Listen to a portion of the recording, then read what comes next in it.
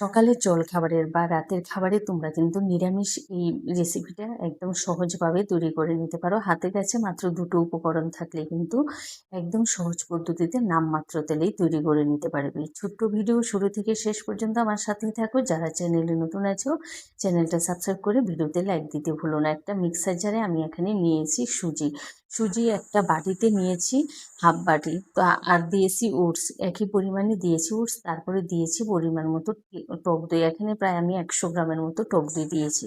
তো এখানে না আমি আর কোনো চিনি ব্যবহার করব না। তোমরা যদি একটু মিষ্টি মিষ্টি খেতে চাও তাহলে কিন্তু চিনিটা ব্যবহার করবে, আর দইটা কতটা টক সেই হিসাবে। তো দেখো মিক্সিতে পেস্ট করে নেওয়ার পর একটা বাটিতে কিন্তু আমি পেস্টটা নিয়ে নিয়েছি। তো পেস্টটা কিন্তু অনেকটাই ঘন, যেহেতু সুজি ওটস এগুলো কিন্তু একটু আঠালো আঠালো হয়ে যায়। তারপরে আমি ওই মিক্সার জারটা ধুয়ে না একটু জল দিয়েছি। জলটা দেওয়ার সময় অল্প অল্প করে দেবে, একবারে কিন্তু দিয়ে দেবে না।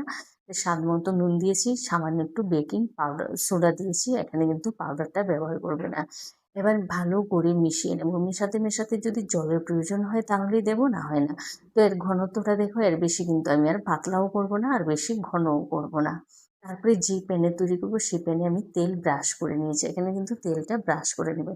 তো আমি একটা তড়কা প্যান বসিয়েছি, এতে সুবিধা হয়। তোমরা কিন্তু ননস্টিক ফ্রাই প্যানেও তৈরি করে নিতে পারবে, তাহলে একসাথে দুটো তিনটে দিয়ে তৈরি করে নিতে পারবে। আর আমি যেহেতু অল্প করে তৈরি করছি, কারণ আমরা দুজনের জন্য এটা তৈরি করছি, তো আমার তড়কা প্যানই তাড়াতাড়ি তৈরি হয়ে যায়। কারণ একটা তৈরি হতে 1 মিনিট টাইম লাগে, এর বেশি কিন্তু টাইম লাগে না।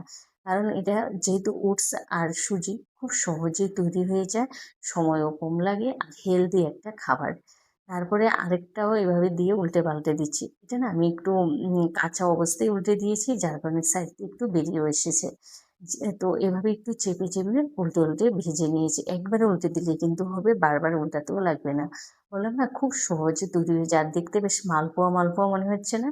একটু চিনি দিলেই কিন্তু মালপোয়ার মতোই টেস্টটা চলে আসতো। তো আমি চিনি দিইনি, তোমরা চাইলে এখানে চিনিও দিতে পারো, কারণ চিনি দিলে কিন্তু আরেকটু টেস্ট বাড়বে। তো এভাবে দেখো আমার সমস্তগুলো তৈরি হয়ে গেছে।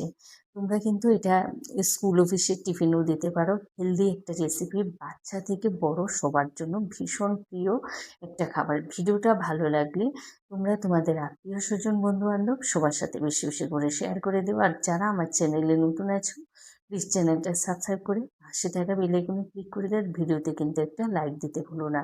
আর অবশ্যই এই রেসিপিটা অন্তত একবার তৈরি করে খেয়ে দেখো, দুর্দান্ত লাগে খেতে। এটা যদি তৈরি করে তোমরা দুদিনও রেখে দেবো, এটা কিন্তু শক্ত হবে না, এতটাই নরম তুলতে হয়।